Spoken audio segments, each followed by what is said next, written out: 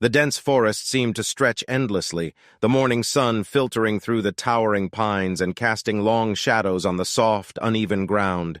Birds chirped faintly in the distance, their songs mixing with the occasional rustle of leaves in the breeze. ArthurMorgan and Hosea Matthews walked slowly, their boots crunching against the fallen twigs and leaves.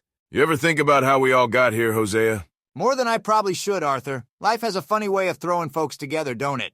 I remember when Dutch and I first found you. Just a wiry kid with more fight in you than sense. Ain't much changed, has it? Maybe, but you've grown into a man who's got some weight to his steps. Reckon Dutch saw something in you. We both did. You've always had loyalty, even when it's misplaced. Guess it's what keeps us going, huh? That and a bit of luck. They paused by a small creek, the water trickling over smooth stones. Arthur leaned against a tree, his gaze distant as Hosea crouched to refill his canteen.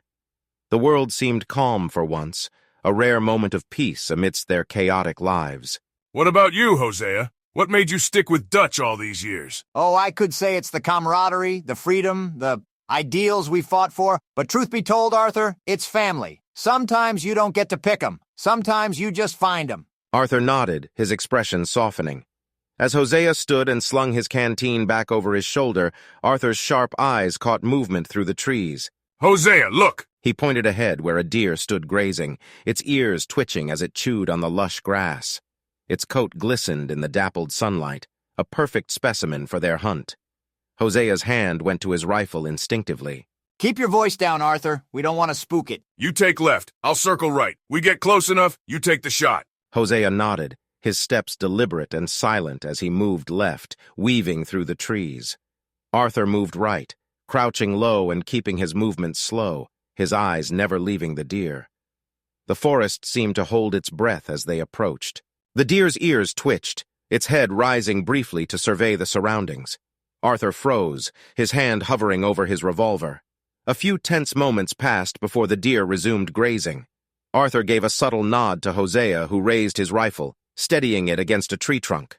Take the shot, Arthur. Arthur aimed carefully, his finger pressing gently against the trigger.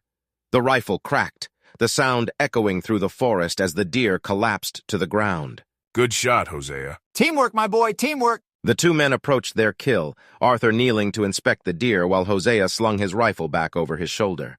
A small smile played on his face. Clean kill. Should make for a fine meal tonight. Let's get it back to camp before something else comes sniffing around. They worked together to hoist the deer onto Arthur's horse, securing it tightly before beginning the trek back to camp. The ride was quiet but content, the weight of the kill a satisfying reminder of their shared skill and camaraderie. As they entered the camp, the rest of the gang greeted them with cheers and smiles.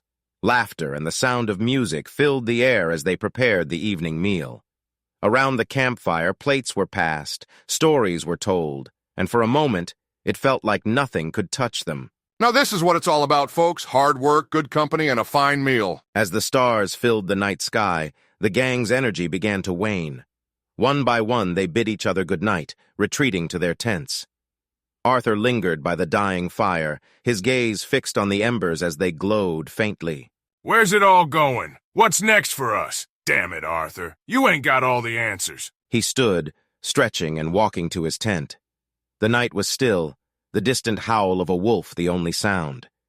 Inside his tent, Arthur sat on the edge of his cot, his head in his hands. Gotta be something more than this. There's gotta be. With a sigh, he lay down, his thoughts heavy as he stared at the canvas ceiling.